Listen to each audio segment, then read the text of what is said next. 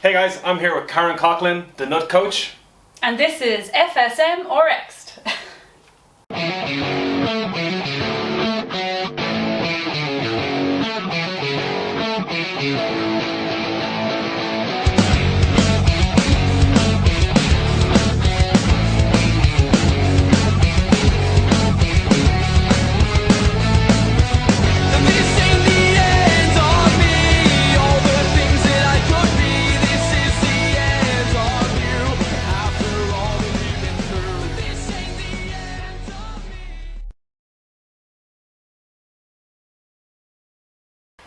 Hey guys, Stephen Kinsler here, back with FSM and part 2 with the Nut Coach Karen Coghlan, and we are going to go into a few things regarding a 30-day challenge that you decided to do and put on Facebook and caused a little whirlwind.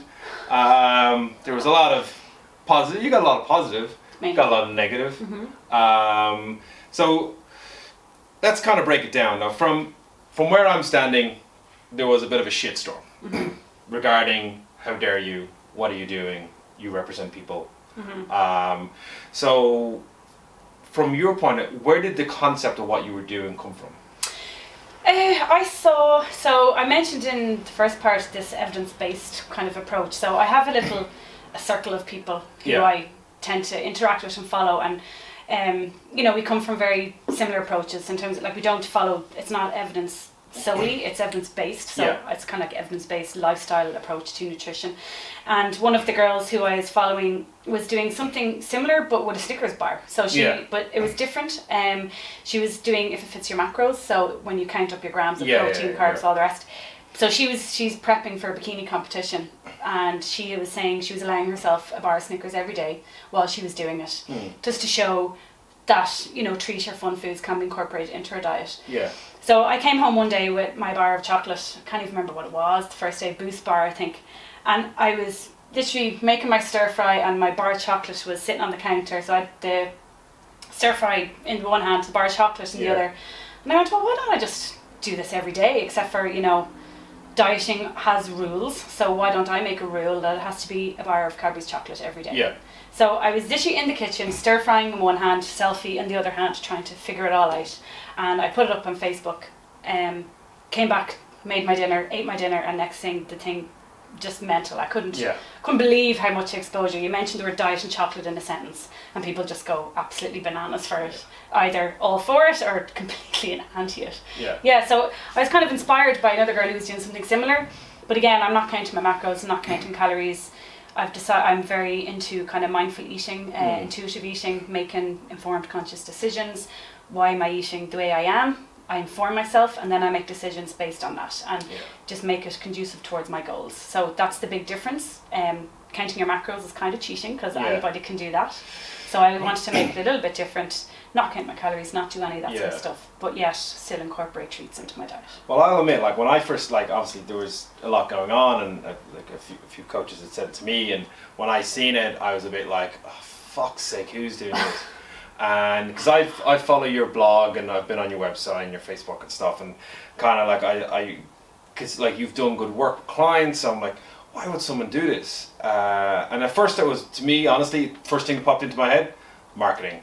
Because it creates a shitstorm, and good press, bad press, you're getting press. So you're getting drive to your website, you're getting drive, so it's controversial, which being controversial in the fitness industry, as a lot of coaches know if you're watching, is how you do it. You slag off, or you try something, or you say, I'm going to do this, and people go, you shouldn't do that, it's bad for you. And then the second kind of thing, the only other option, and we spoke about it before the show, so I'm not trying to catch Karen off guard around, is I felt a little bit, if you are a kind of where people look up to you, why would you do that? Because you're like, if you give someone an inch, they'll take the mile. So if you're having a chocolate bar, someone's going to have 2 and go, well, Karen the Nut Coach says it's okay.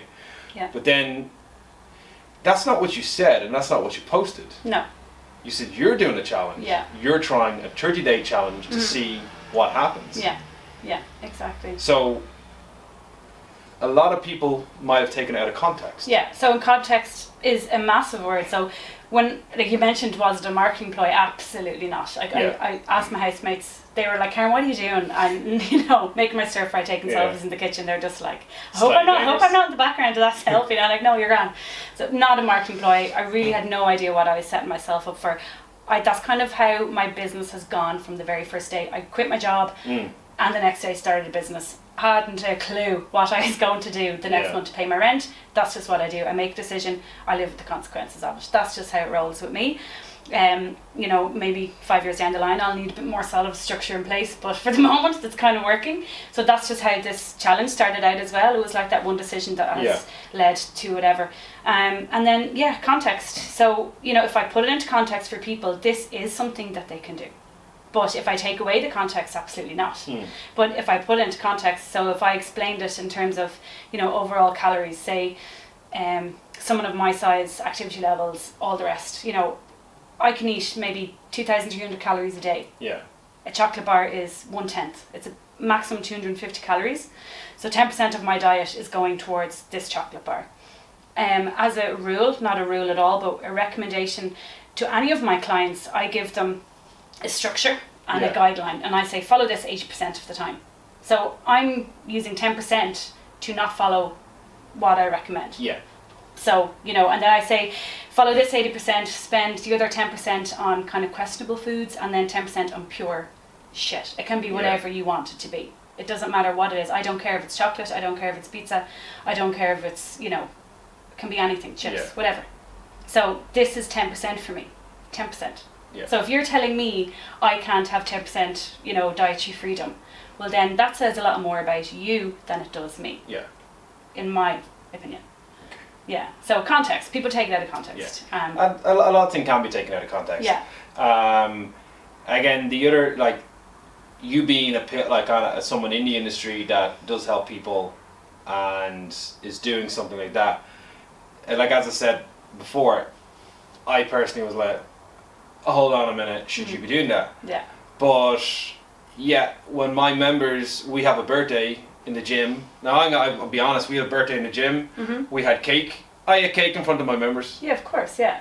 And they're like, oh, you're eating cake? And it's like, well, yeah, it's okay for me to have cake every now and again. Yeah. Going extreme, like with Supersize Me, having McDonald's every day. Your man, Seymour, I can't even think of his name. He did 30 days of McDonald's. He doesn't advocate doing it. He's doing it to show purpose. Not that yours is on the extreme. You're not showing that eating Carby's chocolate every day is going to destroy you. No. But you're showing that you can live a healthier life. You can still train, have good energy, and still enjoy something. Yeah, absolutely. And I get it. I do. When I can see where it got a lot of people's noses out of joint. Yeah. And me initially, I was a bit kind of like, hold on, what are you doing? Yeah. Is you're going against what people say. We're trying to cut everything out of it. Like, we want you to cut down on the chocolate. Like, you're having a bar of chocolate every day. I want you to kind of go, like, if I had a client that was bar of chocolate every single day, I'm like, right, you're allowed to have a 4. Yeah. You have to give me 3 days, you're going to give up. Because you don't need it. It's habit. It's not, it's routine. It's habit. It doesn't need to be in your diet. And it will make a difference long term. And then you're saying, I'm having it every day. People will pick up on that wrong, but people pick up on things wrong all the time. Yeah, absolutely, sure. So, and after your 30 days, it doesn't necessarily mean this isn't like your lifelong goal is to eat Carby's and have a sponsor. Well, there is 50 varieties, so I might have to extend it out to 50. I don't know. We'll see. But yeah, how did you feel when you start getting the kind of like, and you, like there was a shitstorm? Yeah, a couple of the things. I was disrespecting the industry. I don't care about my clients. That sort of thing. So, but it couldn't be further from the truth. The reason why I'm doing what I'm doing, the reason why I'm doing what I am doing is because I care so much. I like I said, I'm my dieting history isn't a secret. I've been there, done that, 17 years doing all this crazy shit. Now that I know what should be done, I'm on an absolute mission to get that information out there to people. There's no way I do not care about my clients. Come on board with me as a client and you'll know all about it. You'll know all about it. Yeah. Always, selling, marketing, thanks. But empathy, I base my business on empathy, integrity, 100%. So the integrity part being, you know, I stick to my principles, stick to my morals. I won't put anything online that I can't defend either. Yeah. I wouldn't put up something willy-nilly if I didn't fully believe in it. If it wasn't something, I have to practice what I preach, you know, so I'm not going to open myself to that sort of, you know, slander if I couldn't defend it. Yeah. So that's like, you know, it's, you know, I'm not totally naive. I knew this was going to happen. Yeah. You know, I'm not that innocent, but I can defend everything, and there's a reason and a rationale for everything I do and everything I say when I put online. So it's kind of like, you know, I say, come at me bitches, because, you know, I will. I'm able to defend everything I put up, and that's not me being big-headed or having an ego. It just means I've done, you know, I've reviewed all of the evidence, I've put it together, packaged it, and I can defend it. You're you know? confident in I'm confident. your stance. I'm confident in what I do. Yeah. So so to say that I don't care, you know, no, absolutely not. You know, couldn't be on the truth. And the industry is in such a jock anyway. You know, if there's no way this is disrespecting it. Yeah. If anything, it's going to help. Yeah. You know, bring people together. Well, I find like the fitness industry, and a lot of coaches can agree with me on this. There's the assholes and the elbows and everything else in between. We've got really good coaches in this country. We've got really informative people, great gyms, great facilities. We've also got Muppets. Yeah. We've got a ton of them, probably more than we need. But they are there. Yeah. And they are ruining the fitness industry. Yeah. And we're all trying to help that out and make it better. Nutrition, I think, is the exact same. Yeah. Now, when it comes to nutrition for me, everything works. Weight Watchers, Unislim, the 12-day detox, the 7-day, eat a leaf of fucking broccoli, eat broccoli and drink lemon juice, you will lose weight. Why? Because it does exactly what it says in the tin. Is it healthy, long-term sustainable? No.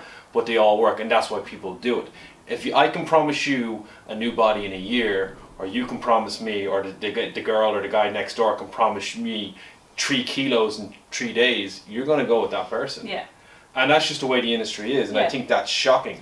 My opinion on nutrition is that we're all not athletes. Yeah. And we all can't conduct themselves as athletes. If you are the eat clean guy or girl 100% of the time, more power to you. I wish I had the willpower. I don't. I like to enjoy the finer things in life. I like to have some beers. I like to have some bad food. I know for a fact, according to MyFitnessPal, Ben & Jerry's is 480 calories if you eat the full tub. I ate the full tub. But I had trained 6 days that week, 2 hours a day, and my reward that week was Ben & Jerry's. I told myself, if you hit your PRs, you're going to get Ben & Jerry's rather than going to piss for the night. Yeah. I sat at home, watched the DVD, and had a tub of Ben & Jerry's, and felt happy in the knowledge that I was eating it. Yeah. And I didn't care. Yeah. But I rewarded myself with that. But people will take away from what I've just said that Stephen eats Ben & Jerry's. Not the 6 days with 2 hours a day training. You're a disgrace to the industry. You're a disgrace. Yeah. But I only have 2 certificates in nutrition. I'm not a dietitian. Which brings me on to my other one. A lot of people called out your training. The fact that you're an engineer, that's where you studied originally, that leads me to believe that you have more, you look into things a lot more. Yeah, I'm a problem solver. Problem solver. That's what an engineer does. That's what I do, yeah. You studied precision nutrition. I did. Dr. John Berardi. Yeah. Now, I know it's an online nutrition program, and my book is over there. Yeah. I followed John Berardi for 5-6 years now. He's been absolutely amazing. His stuff is factual. Yeah. It's founded. Yeah. He doesn't post anything like yourself that he cannot back up. Yeah. But yet you got called out on your accreditations. Yeah. Yeah. My issue on that is, I know people that are very qualified in what they do and are shit. Yeah. I know coaches that have degrees and masters in sports science and strength and conditioning, and they just don't know how to coach. I know people that have CrossFit level 1s and that's all they ever need, and they are amazing coaches because they're personable. And I think the same goes for nutrition. If you're passionate about what you do, it doesn't matter how much you know. Yeah. I think the industry, like an article I read, the industry I know about, I would say out of everything in the nutrition industry, I'd say I know about 30%. Yeah. If I'm lucky. Now that's me being a little bit bold. Yeah. anyone that says they know more or it knows it all actually knows less than me and is an idiot, in my opinion. Like, we've got some good guys out there. Like, I know, like, Danny Lennon puts out time after time, he puts out really, really good articles. Unfortunately, not everyone, unless you're into nutrition, wants to read those articles. They want the simple. My clients don't want to read about the hormone releases and sleep patterns at night. No, absolutely. They want to know, do I need to eat less or eat more? So in a way, like Danny, I love Danny, I've met him, he's great, he writes amazing stuff. But again, he's kind of targeting maybe the likes of you or I, you know, who would geek the out actual fitness professionals who might want to understand it a bit more. But then what I'm doing is I'm actually breaking that information down even more and simplifying it even further again to get it directly to the person. So I'm kind of like the middleman, I suppose, when it comes to that. And I find that it now in the industry where we're including fitness and nutrition mainly, is that we have, as you said, the information is there. The information is there, but the average Joe doesn't know how to access it. No. And if they type in how to lose weight, 9 times out of 10 a Weight Watchers will be the first thing in Google. Because they've marketed their way to the Google rankings. So we need to take all this information that, again, I love geeking out on. I could sit in a room for 2 days listening to someone talk about nutrition and break it all the way down and go, right, we're just going to move more and eat less. Or eat clean. Just move more and eat clean. And you can have, like we had, finished a 6-week challenge, like we were saying, Liam, 11 kilos in 6 weeks. Amazing. Was a big fella, was going to lose weight no matter what he did. He went all in. I didn't tell him not to drink alcohol. I told him that he's allowed to have 1 cup of coffee a day. He just gave up coffee straight away. I told him that he was allowed to have certain foods. Each week I gave him a new challenge, and each week stood, and he went above and beyond. Some clients still had their wine and their beer and their cheat meals or sins or whatever you want to call them. And each week I made recommendations, and they all lost weight. It has to be easy. It has to be sustainable. You can't drag them through it. No. Or they won't do it. No. So I think kind of, as we were saying, like there is the higher level of nutrition and dietitians, and like the guys that get all this information for the likes of me and you to read, to break down, like, it's amazing. But then when we work with our clients, we can't script off big long words and talk about insulin release and responses and pancreatics, beta cells and stuff, because people's like just going to zone out. No, they don't care. And at the end of the day, I mean, we're not trying to prescribe treatment for a medical condition either. So, that's where the problem was with people calling out my certifications or indeed anybody else's. The big difference between being, I'm actually really reluctant to even use the word nutritionist, because somebody did call me a nutritionist, and I was like, well, I actually never use that word because I'd be not scared, but I'd be reluctant as to how people would interpret that. I've never once claimed to be able to treat medical conditions through nutrition. It's not my goal, it's not my job. If someone came to me with an issue and they wanted, I have polycystic ovaries, whatever, what can you recommend for me to eat? I go, well, actually, that's not my area, and I'd refer them out. So that's what we do in the industry as well, is we refer people on. And that's what it's all about as well, helping each other out and not just having one person to treat everything. So I've never once claimed to be able to treat anybody medical conditions either, but to be able to give advice on how to become healthy and improve body composition, absolutely. Absolutely. And that's like with the medical side of things, I know hands down, if I can get you to move more and eat cleaner, you will have a better lifestyle. Oh, absolutely. Which means you'll be 9 times out of 10 less likely to become ill. So you're preventing disease rather than trying to treat it. A preventative method. If you came to me, Stephen, I'm a diabetic, what do I do? I know, right, off the top of my head, have you been to a doctor? We know you shouldn't be eating too many carbohydrates. We know we should be watching your insulin levels. But I can't tell you to do that. Have you seen a doctor? And we'll refer you on. You can certainly suggest lifestyle changes. Diabetes can be managed through, it can, not for all cases, but for a lot of cases it can be managed through lifestyle changes alone. Move more, eat clean. And it all comes down to that. And then the other aspect of it is that a lot of clients that we get them, and like for you and me and every other coach out there, I feel is that 99% of my clients want to look good. Mm-hmm. They want to feel better. Yeah. And they want to be able to enjoy their life. They don't want to look good, feel better, but they're not allowed to go out, because if they go out, they'll have food. I know you can go out and not drink and have healthy foods, but I would be the last person in a restaurant to ask to see the vegan or the paleo. Yeah. If I go to a pizza place, I don't get paleo pizza. I'm gonna get pizza. I'm gonna get pizza. Why? Because I'm at a pizza place. Yeah, exactly. Yeah. If I wanted to go paleo, I'd stay home. Yeah, if you get a constant case, I would say, if you get a constant case of FOMO, fear of missing out, well then maybe that's an indicator that your approach is slightly off as well. If you're always feeling deprived, if you always feel like you're missing out, well then, maybe rein I sat in a room with 3 women the today, streets. 2 babies, and a plate full of Danishes. Yeah. I didn't have it because I didn't want it. Yeah. It wasn't because, it smelled lovely, would have been nice, but it's Thursday. Yeah. And I didn't want it because I know this Saturday I have something else on. Yeah. And when it comes to food, again, it's just, as you said, like if you're the fear of missing out is a big thing. A lot of people, I'll go on. In Irish society, go on, have a drink. I'll go on because you're wrong if you're not eating chips with me and kind of thing like that.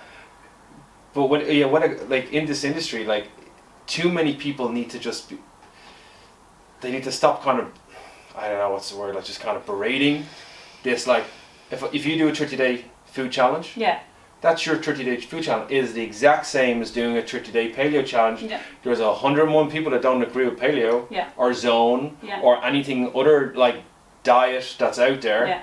I'm doing the 14-day sugar-free smoothie pumpkin. Sure, how many bikini model prep bodybuilder type people do you see doing their If It's Your Macros all of the time? Yeah. And they have hundreds and thousands of Facebook followers, and there's the average Joe and Jane trying to replicate what they're doing. Yeah, and just because they're doing it doesn't mean it's wrong. It doesn't mean it's right either. Yeah. It's just if you do it's just one way. Like if you do a challenge, it is a challenge. Hence, you did say it was a 30-day challenge.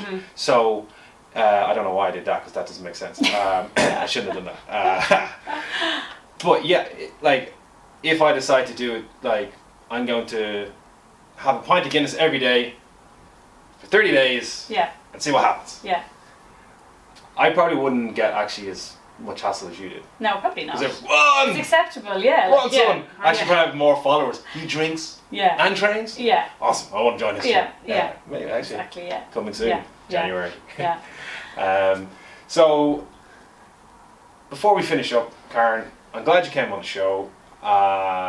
You got to voice your opinion a little bit more, which I think is very valid in what you're doing. But for anyone that's out there wanting to kind of start eating healthier, do a few things, like move more, but start looking at their diet a little bit more, what's your kind of top 3 tips that you'd give, or even your best tip for someone just that wants to make a change? Do one thing at a time. That's what it is. I mean, whatever you decide to do, make sure it's going to be sustainable, something that you can do. So if I ask you to get up in the morning and you just drink a glass of water every day for the next week, can you do that? Yes, Karen, I can do that. Well, then go ahead and do it. Yeah. Once that's done, set in place, that kind of habit has been formed, well then add in something else. Stop trying to do everything now. Yeah. Developing patience is a big thing, I think. So accepting where you are at the moment and allowing yourself time to get to where you need to be. So very small changes at a time will lead to huge improvements in your life. So it's just one little thing after the next, an incremental approach to nutrition. So, keep a food diary if you want, but instead of trying to go, right, my breakfast needs to have protein, my dinner needs to have, don't do that. Just do one thing at a time. Yeah. I find breakfast is always a great place to start because breakfast happens every day. It's like a morning ritual. So in that regard, you sort of set yourself up for a good day. So you're more likely to continue your day as you started. So rather than maybe picking dinner, you're making poor food choices all day until you get to dinner. Well, if you decide in the morning, well, I'm going to add a protein source to my breakfast now today, you do that. And then because you've done that, you're more likely, even if it's subconsciously, you're more likely to kind of continue with that throughout the rest of the day. So I find the morning is a great routine to try and get into. So try and be a bit more habitual with your morning routine. So if you want to make changes, start there. But one thing at a time. That is all. Simple. Keep it simple. Keep it simple, folks. Stop overcomplicating nutrition. Yeah, absolutely. And your training. So, eat clean. No, don't eat clean. Eat better. Eat better. Move more. Get results. Yeah. Simples. All right, Karen, thanks for being on the show. Thanks for having me. Guys, go to our website, sign up to our newsletter, and subscribe to our YouTube channel. And we'll have more shows coming. We see some new guys coming along, and we might have a big guest by the end of the year, hopefully. So, peace out. Thanks. That went on. That my outro went on. Hey guys, don't forget to head over to our YouTube channel and click the subscribe button and check out FSMRX and be the first to get the latest interviews with top coaches and athletes. Also check out 365 Results for better tips and hints on fitness. Go over to our website crossfitfsm.ie and download your free Rogue Nutrition ebook, and check us out on Facebook and Instagram at CrossFit FSM.